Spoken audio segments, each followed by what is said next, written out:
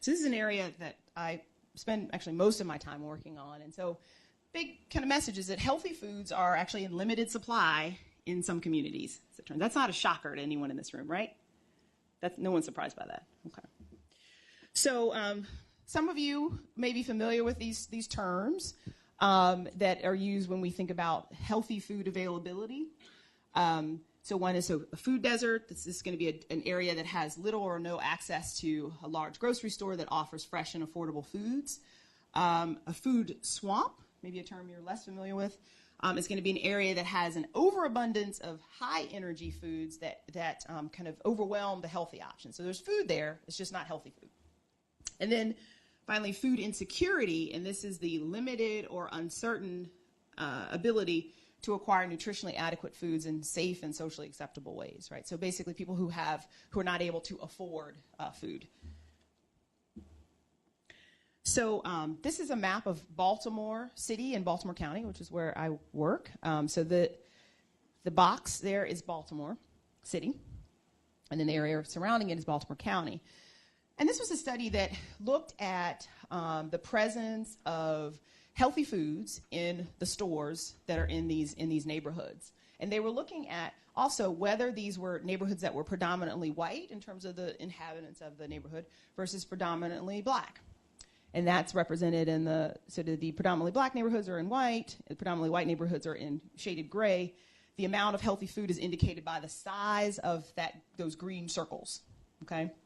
So what you can hopefully appreciate is that the large green circles primarily overlay the gray shaded areas. I'll give you a second to take that in.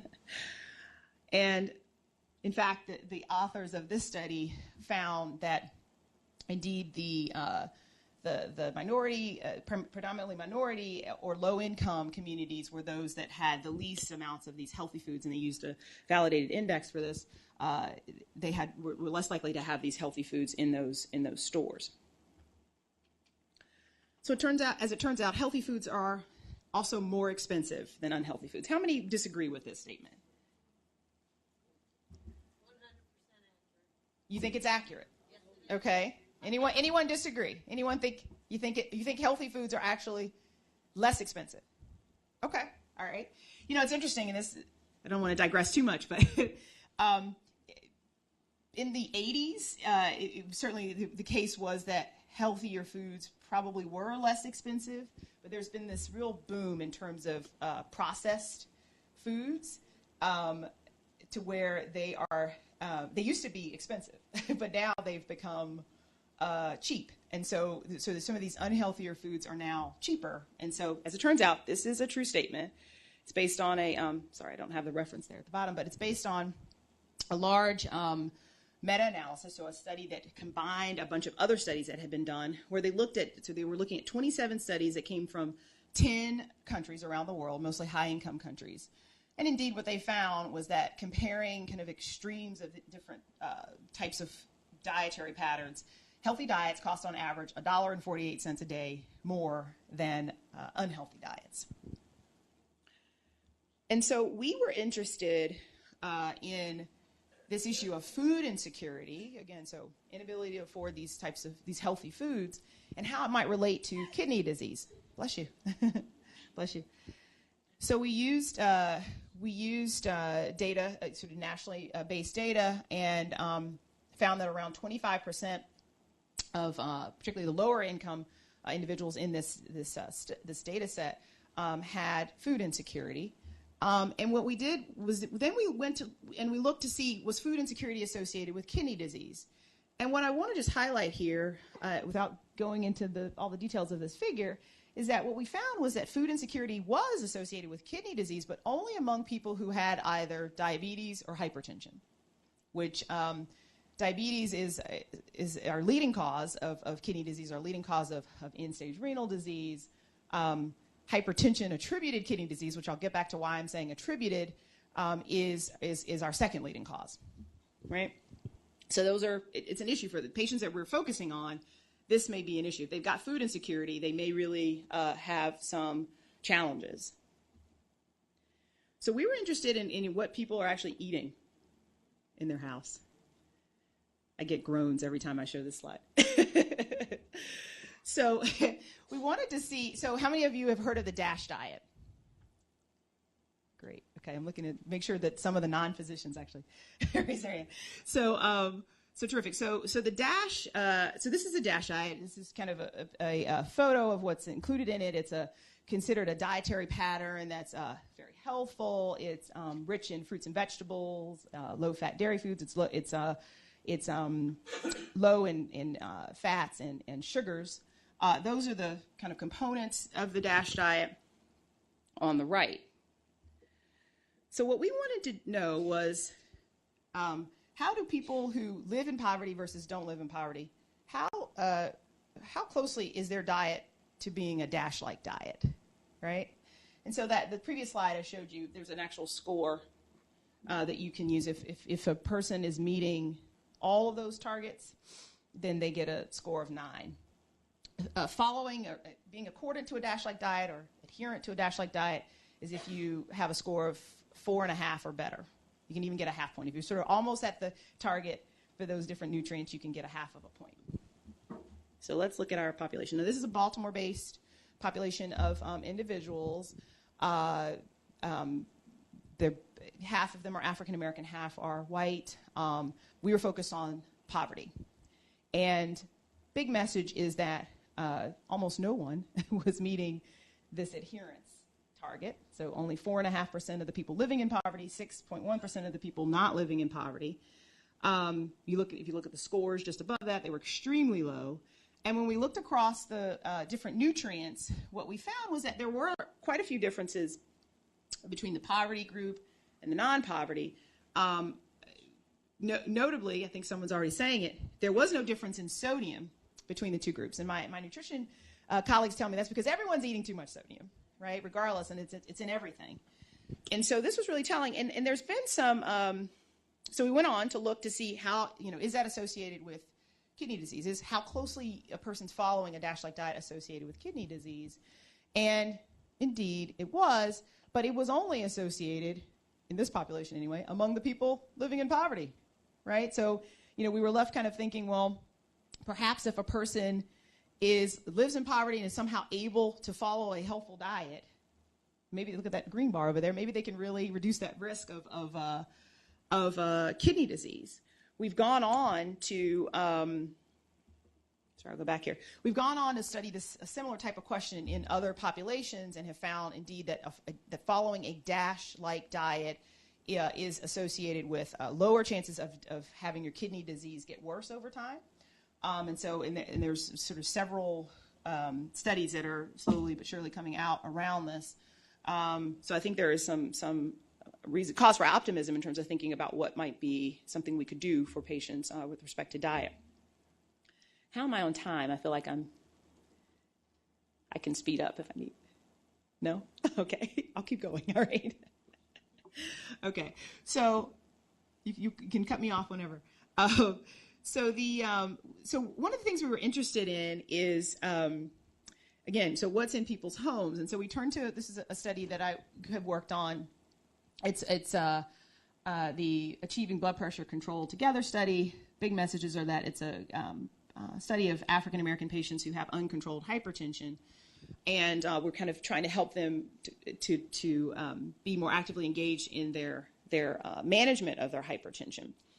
And one of the things we did in the study, and I should say that for the clinicians in the room, both the nephrologists and the primary care providers and others, you probably know that the DASH diet has been shown to be very effective at lowering blood pressure, right?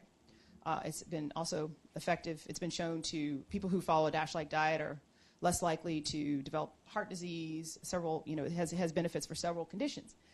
The DASH diet has actually, in particular, been shown to be effective for African American patients. So if you don't have to raise your hands, but if you're in the room and you're African American and you have hypertension, you definitely should be on the DASH diet. It's almost better than some medications in terms of lowering blood pressure. And it's not a weight loss diet. It's really a blood pressure control diet. So what we were interested in is among this population of African Americans with uncontrolled hypertension, how many of them had foods in their home that would allow them to follow a DASH-like diet? right? Sort of a simple thing. So we sent our study team in the course of this study to look and see, what's there. And you see these different food groups. So you'll see that, this is the proportion that had the things in the home. So about 21% didn't have any fresh or frozen vegetables. And about 42% had no fresh or frozen fruits, right? And it sort of goes on from there. And only 14% had all of the food groups in their home that would allow them to be able to follow a DASH-like diet. And not everyone had a full-size refrigerator or oven that would allow them to store or prepare these types of foods. So I should have mentioned, this is a population they're based in it's a clinic population based in Baltimore, a very low-income population. And we found actually that younger age and actually having kidney disease raise the chances that these patients would not have these foods in their home. So the younger people didn't have them. The patients with kidney disease didn't have these things in their home. Okay, so why? So I mentioned that we talked about a lot of these things about diabetes and hypertension not really explaining these rates of kidney disease, these different rates as far as across races. So many of you may be aware that in the last 5 to 6 years, we've had an exciting discovery in the nephrology world, in that this genetic marker, or this just genetic factor, apolipoprotein L1, was found to be associated with developing kidney failure, primarily initially in the initial studies, among African Americans. It was found to be a big risk factor for this. Okay, and this genetic factor is kind of similar to, in a sense, to what we know about sickle cell trait.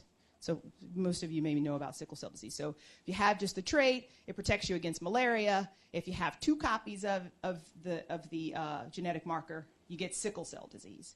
Well, in this case, if you have just sort of 1 copy, I'm simplifying it, but if you have just 1 copy, it protects against this trypanosomiasis, which is African sleeping sickness, very bad condition. But if you have 2 copies, it seems to raise your risk of developing kidney disease. And roughly 12% or so of people of African ancestry, I should actually broaden that statement, have this genetic variant.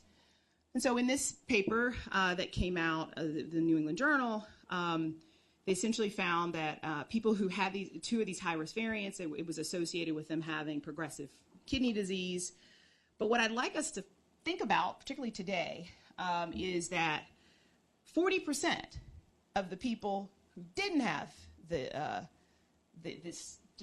genetic factors, 40% of the people with these genetic factors did not develop kidney failure.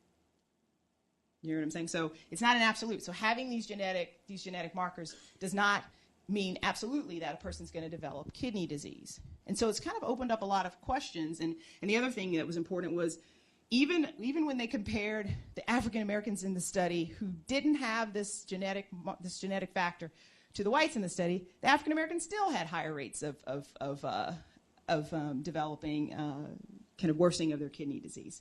So there's sort of something else. So this genetic piece doesn't explain everything, and also the genetic piece by itself isn't enough to give a person kidney failure. It seems like there's something else. There's a second hit. There's another factor, and so there's a number of groups that are working on trying to understand what that is.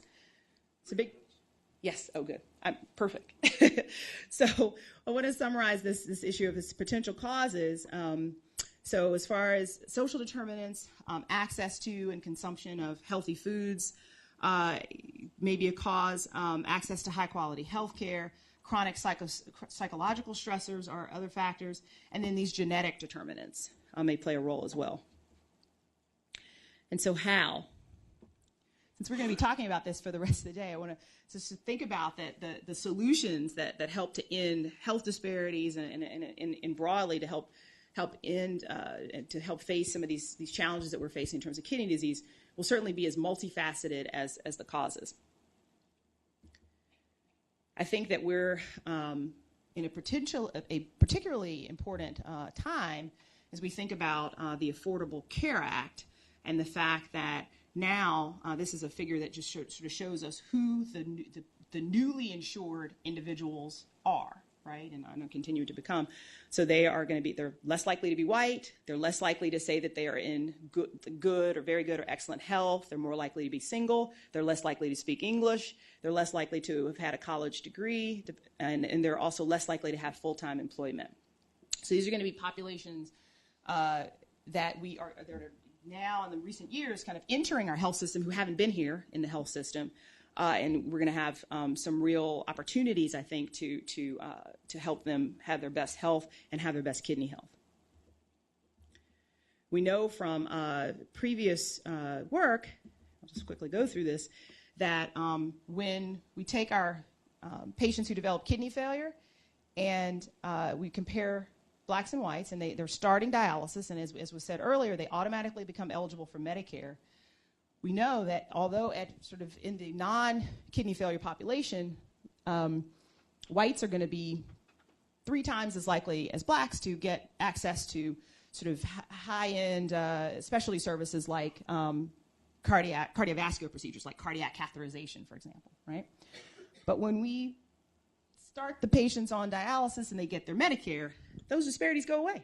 And the big thing, it's in this case, it's likely due to Medicare coverage.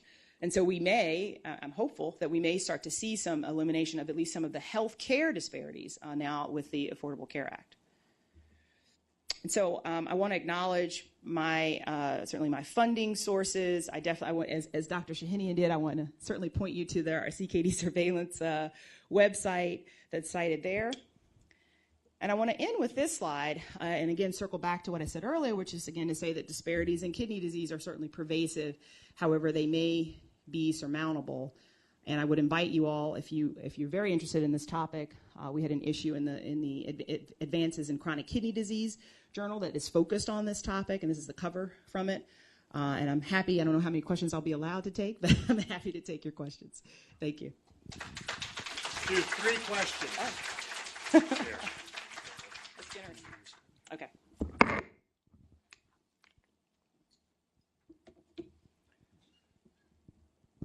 My first. Thank you so much for your presentation. I have one question about what are your suggestions from your research and experience about making sure that these disparities in these minority populations are kept at the forefront of the research question generation that is happening, even today and in the future? So thank you for your question. So to just rephrase, how do we keep these disparities sort of at the forefront of the agenda, maybe of some of the groups that are in a position to sort of fund this research or affect the policies, right? So I think one of the things, I think all of us from a standpoint of altruism, right, could look at what I just showed you and say, boy, that's terrible. We really should do something about that. And that works for some policymakers even, and it works for some funders. What really works is showing them how costly this is. And it is very costly. And there was a study out some years ago that really was looking at, the hundreds of millions of dollars that disparities cost our country.